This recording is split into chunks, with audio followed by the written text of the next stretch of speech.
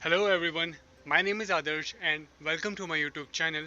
आज मैं आपको Money Heist season 1 episode 1 explain करने वाला हूं।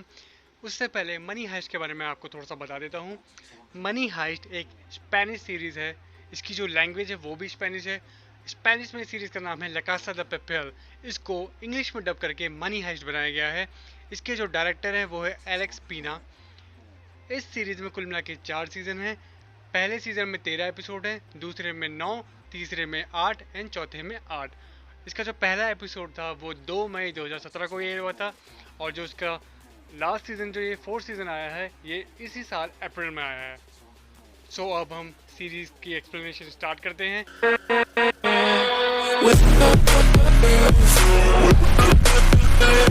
स्टोरी की शुरुआत होती है एक लड़की से, जिस लड़की का नाम हमें टोक्यो बताया गया है। इसके और इसके लवर ने मिलकर 15 चोरियां करी थी, जिनमें से एक चोरी में इसका लवर मारा गया। और ये लड़की 11 दिन से अंडरग्राउंड है और एक दिन ये बाहर निकल के अपनी माँ को कॉल करती है और अपनी माँ को बोलती है कि माँ, मुझे लगता है कि मुझे एक चाइनीज़ शिप पे एज ए कुक जॉब करनी चाहिए। तो उसकी माँ बोलती है कि इसका मतलब यह है कि अब हम कभी दोबारा नहीं मिलेंगे। तो ये रिप्लाई करती है कि ऐसा कुछ नहीं है, हम ज़रूर मिलेंगे। इसके बाद ये अपनी माँ से पूछती है कि माँ, क्या आप अभी अकेली हैं? इसकी माँ बोलती है कि हाँ, मैं अकेली हूँ, बट हमें बैकग्राउंड में दिखता है कि कुछ पुलिस ऑफिसर इस लड़की की कॉल को ट्रेस कर रहे हैं। टोक्यो अपनी माँ को मार्केट जाने के लिए बोलती है और बोलती है मैं आपको वहीं पे मिलूंगी। तो जब टोक्यो मार्केट की तरफ जा रही होती है तो उसको एक बंदा मिलता है।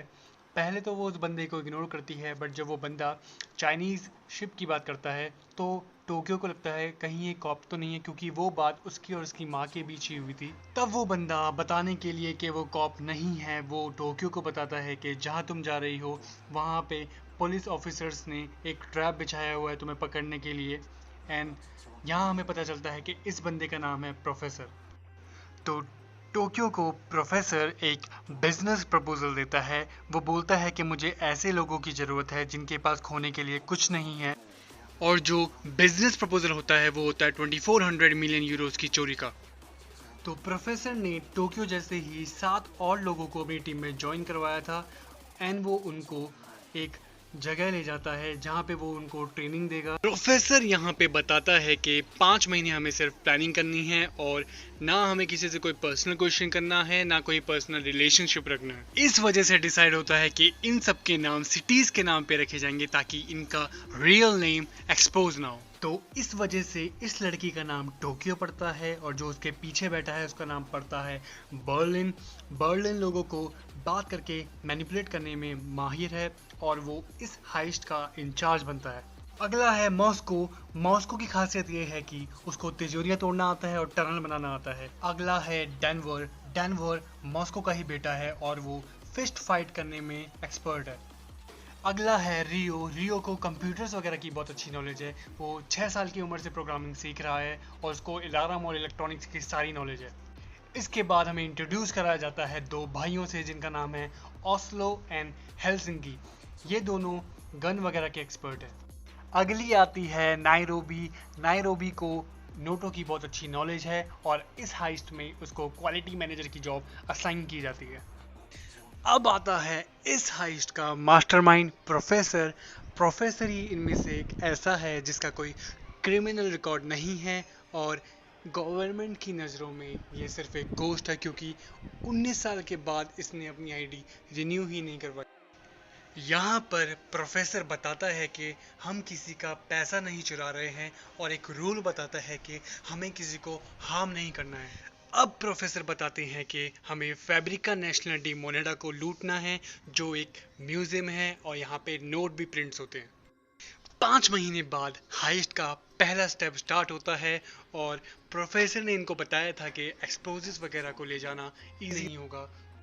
तो प्लान ये होता है कि हर हफ्ते म्यूजियम में एक ट्रक जाता है जिसके अंदर पेपर रोल्स होते हैं मनी को प्रिंट करने के लिए। मॉस्को एंड हेलसिंकी मिलके डाइवर्जन क्रिएट करके रास्ते को ब्लॉक करते हैं और बाकी के सब इन सब ऑफिसर्स को गाड़ी से उतरने के लिए बोलते हैं। सो 3 पुलिस ऑफिसर की dress Moscow, Berlin and Denver पहन लेते हैं और बाकियों को ट्रक में बंदी बनाया जाता है।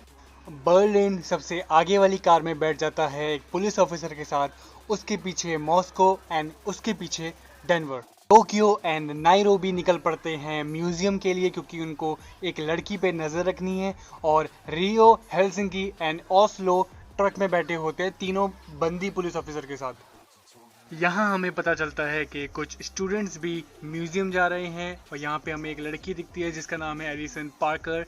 एलिसन पार्कर यूनाइटेड किंगडम के एम्बेसडर की बेटी है, और ये वही लड़की है जिस पे टोक्यो एंड नाइरोबी नज़र रखने गए हैं। टोक्यो प्रोफेसर को इन्फॉर्म करती है कि एलिसन पार्कर अंदर आ चुकी है, और ये बात प्रोफेसर बर्लिन को बताता है, और ये भी किसी तरह अंदर पहुंच जाते हैं। रियो अलार्म हैक कर लेता है और ये प्रोफेसर को बताता है, प्रोफेसर बाकी सबको बताता है, और अब टोक्यो और नाइरोबी भी अंदर आ जाते हैं, और ये गन पॉइंट पे सब लोगों को होस्टेजेस बना देते हैं। रियो कैमरे हैक कर लेता है ताकि प्रोफेसर देख पाए कि वहाँ पे क्या हो रहा है। उसके बाद ये एलिसन पार्कर को ढूंढते हैं, बट वो मिल जाती है। उसके बाद ये होस्टेजेस के फ़ोन उनके पासवर्ड के साथ ले लेते हैं। इस बंदे का नाम है आर्टुरो रोमान, और ये डायरेक्टर है रॉयल मिंट का, और इस लड़की का नाम है मोनिका जो इसकी असिस्टेंट है। रॉयल मिंट में एक फ़ोन आता है, तो बर्लिन मोनिका को बोलता है कि आप इन्हें बोल दो कि टेक्निकल इशू की वजह से मिंट बंद हो चुका है। मॉस्को एंड उसका बेटा डेनवर मिलकर तिजोरी खोल लेते हैं और सारे पैसों को एक बैग में भर लेते हैं।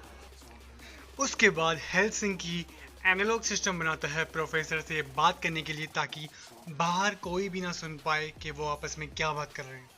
रियो और टोक्यो के बीच में कुछ बात होती है, और एक दिन पहले रियो ने टोक्यो को अपने नाम का डॉग टैग दिया था, और यहाँ से हमें पता चलता है कि ये दोनों डेट कर रहे हैं, और प्रोफेसर का पहला रूल यहाँ पे ब्रेक हो जाता है।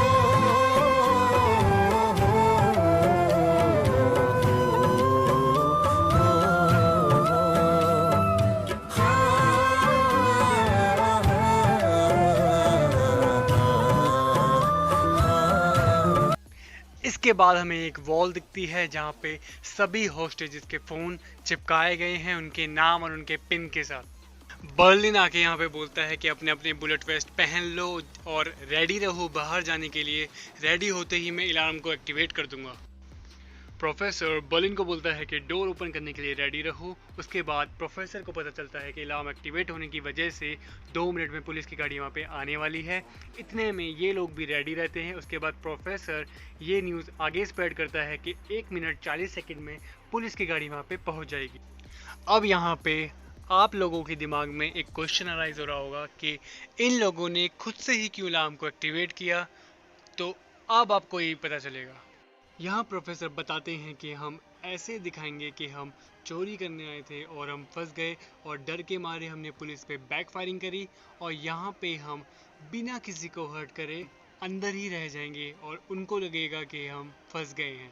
टोक्यो थोड़ी देर पहले ही बाहर चले जाती है, और वो बोलती है कि मैंने इस प्लान को 30 से ज़्यादा बार सुना हुआ है कि बाहर जाओ, पैसे फेंको और ग्राउंड में फायर करो, बट उसको ये नहीं पता था कि पुलिस वाले भी बैक फायरिंग करेंगे। उस बैक फायरिंग में रियो को चोट लग जाती है, जिससे टोक्यो पागल हो जाती है और वो पुलिस वालों पे बैक फायरिंग करती है।